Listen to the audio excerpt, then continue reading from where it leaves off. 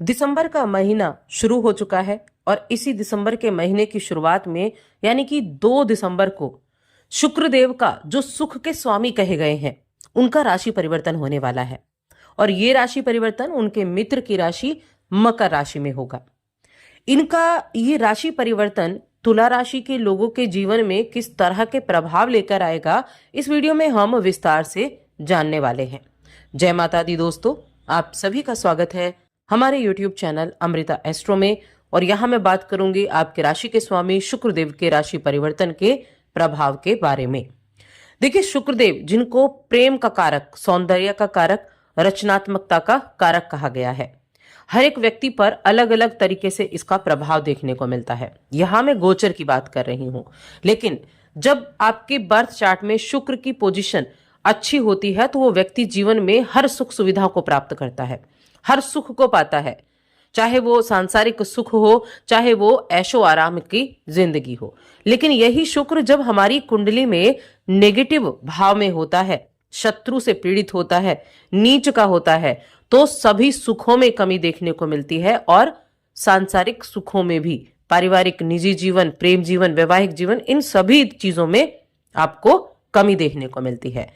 अब 2 दिसंबर को इनका राशि परिवर्तन होगा जो कि मकर राशि में होगा और 28 दिसंबर तक यानी कि इस महीने के अंत तक यहां शुक्रदेव मकर राशि में ही रहेंगे। उसके बाद राशि बदलकर ये कुंभ राशि में चले जाएंगे जो शनि की राशि होगी। जब शुक्र शनि की राशि में होते हैं तो कहीं ना कहीं अच्छे रिजल्ट देते हैं, क्योंकि शनि इनकी मित्र राशि है। और शुक्र की अगर अंतर्दशा चल रही हो, शुक्र की महादशा चल रही हो या प्रतंतर दशा, इसको अगर आप चेक करेंगे तो ये आपके जीवन में बड़े बड़े रिजल्ट देने का मौका भी आपको देता है। और तुला राशि के लोगों के लिए तो ये आपकी राशि के स्वामी होते हैं, जिसलिए वजह से इनका जो कोई भी परिवर्तन है वो आपके लिए सबसे ज्यादा महत्वपूर्ण देखने को मिलता है। अब तुला राशि के जातकों के लिए मैं बात कर रही हूं तो यहाँ आपकी राशि के स्वामी तो हैं ही, साथ में आपके अष्टम भाव के स्वामी भी हैं। अष्टम भाव जो कि अचानक से होने वाली घटनाओं के लिए जाना जाता है। और अब कहाँ है, अब आपके चौथे घर में आ रहे हैं। चौथे घर को अगर आप देखें तो चौथा घर होता है सुख सुविधाओं का घर, चौथा घर होता है भूमि, भवन और वाहन, इन सभी चीजों का ये घर कहा जाता है। तो इस समय अवधि में देखिए, यहाँ जो केंद्र का स्वामी है वो केंद्र में ही गया है, चौथे घर में केंद्र में ही गया है। और इस समय अवधि में आपके कार्य स्थल पे आपका जो व्यापार है वहां अगर आप पार्टनरशिप में काम करते हैं तब आपको थोड़ी सावधानी रखनी होगी, लेकिन ये आपके कामकाज को बढ़ाने का कार्य जरूर करेगा। इससे आपके घर में शांति रहेगी, परिवार के साथ बड़ा आनंदमय समय आपका बीतेगा शुक्र के गोचर से। क्योंकि जो केंद्र होता है, जब भी कुंडली के केंद्र में कोई ग्रह जाता है तो वो अच्छे रिजल्ट देता है। और ये तो राशि स्वामी है, केंद्र का स्वामी केंद्र में ही है, तो आनंदमय समय बीतेगा, आपके व्यापार में वृद्धि लेकर आएगा। इस दौरान आप अपने माता पिता और अपने जो परिजन है, आपके जो भी परिवार के सदस्य हैं, उनके साथ खुशी के पल बिताएंगे, सुकून से भरा हुआ जीवन आप व्यतीत कर पाएंगे, बहुत अधिक सहज आप खुद को महसूस कर पाएंगे। चौथे भाव में शुक्र का आना, लेकिन साथ में ये अष्टम के स्वामी भी हैं। मैंने कहा जो ग्रह है ना, वो जहां का स्वामी है उसके रिजल्ट देगा, जहां बैठा है उसके रिजल्ट देगा। अब चौथे घर में बैठा है तो भूमि भवन से भी आपको रिजल्ट दिलाने का कार्य करेगा, सुख सुविधाएं दिलाएगा, संपत्ति से लाभ दिलाएगा, पैतृक संपत्ति से लाभ दिलाएगा और ट्रेवल से भी दिलाएगा। इसके अलावा ये अष्टम के स्वामी भी होते हैं और अष्टम भाव बहुत अच्छा भाव आप नहीं कह सकते, लेकिन क्योंकि आपकी राशि के स्वामी है इसकी वजह से आपके लिए अचानक से होने वाली चीजें हो सकती हैं। गुप्त चीजों की प्राप्ति, गुप्त तरीके से आपके होता है ना, गुप्त, देखिए गुप्त धन की प्राप्ति जिसका आपको पता ना हो, ऐसी चीजें भी मिल सकती हैं। रियल एस्टेट से आप जुड़े हैं, होम फर्निशिंग से आप जुड़े हैं या लग्जरी आइटम से जुड़ा हुआ कोई भी कार्य आप करते हैं तो आप देखेंगे इस समय अवधि में 2 दिसंबर से 28 दिसंबर तक आपके व्यवसाय में बहुत अधिक उन्नति देखने को मिलने वाली है। और इस राशि के जो जातक गंभीर रिश्ते में हैं वे अपने पार्टनर को परिवार से मिला सकते हैं। यानी ये समय आपके जो रिश्ते हैं उसको बढ़ाने के लिए भी अच्छा कहा जा सकता है।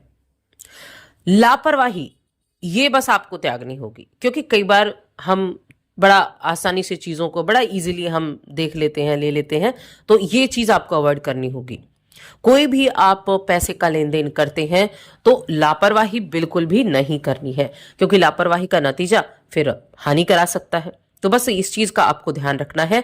बाकी हम बिजनेस की बात करें तो बिजनेस के मामले में भी मैं कहूंगी उन लोगों के लिए तो बहुत ही अच्छा रहने वाला है जो किसी भी तरह के कपड़ों से जुड़ा हुआ काम करते हैं, और साथ में जौहरी से, सोना चांदी हीरा, इनसे जुड़ा हुआ काम करते हैं, या दूध के प्रोडक्ट से जुड़ा काम करते हैं, होटल मैनेजमेंट में है, होटल का बिजनेस, रेस्टोरेंट वगैरह है, तो उनके लिए ये समय धन संपत्ति को बढ़ाने वाला, यानी कि आपके काम को तेज गति से चलाने वाला ये समय कहा जा सकता है।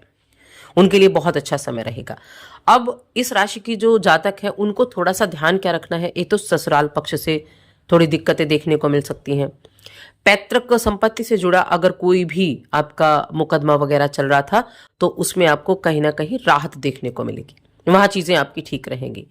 स्टूडेंट्स की बात कर लेते हैं। अगर कोई शोध वगैरह कर रहे हैं, रिसर्च वगैरह का काम आपका है कोई, तो उसमें आपके लिए सही स्थितियां बनने वाली है। अपने उस रिसर्च को आप मौका दे सकते हैं, उस रिसर्च को आप लोगों के सामने लेकर आ सकते हैं, या आपका नाम नहीं हो पा रहा था, आप मेहनत तो कर रहे हैं, तो उस चीज के जरिए आप नाम प्राप्त कर सकते हैं। इसके अलावा स्वास्थ्य आपका ठीक ठाक रहेगा। स्वास्थ्य आपका तो अच्छा है, लेकिन थोड़ा सा माता पिता का थोड़ा ध्यान रखना होगा। हेल्थ इश्यू थोड़ा बहुत हो सकते हैं, लेकिन हाँ, आपकी हेल्थ अच्छी रहने वाली है, क्योंकि आपकी राशि के स्वामी कहाँ गए हैं, चौथे घर में गए हैं, तो आपकी हेल्थ को भी अच्छा करते हैं। अब मकान खरीदारी करना, वाहन खरीदारी करना, इसके भी चांसेस आपको 28 तारीख तक मिलने वाले हैं। वाहन खरीदारी का और मकान खरीदारी का योग भी आपके लिए बनेगा। अगर आप इन चीजों के लिए प्रयास कर रहे थे तो कहीं ना कहीं ये चीजें भी आपके लिए एक रिजल्ट अच्छे देती हुई दिखाई देंगी, यानी आपकी वो तलाश पूरी हो सकती है, मकान की तलाश आपकी पूरी हो सकती है, तो ये भी चीजें आपके लिए ठीक रहेंगी। तो कहने का मतलब है इस महीने में आपकी राशि के स्वामी का जो गोचर है वो आपके लिए बहुत अच्छा रहने वाला है। अब हम उपायों की बात करेंगे। तो देखिए, उपाय के तौर पर आप क्या कर सकते हैं।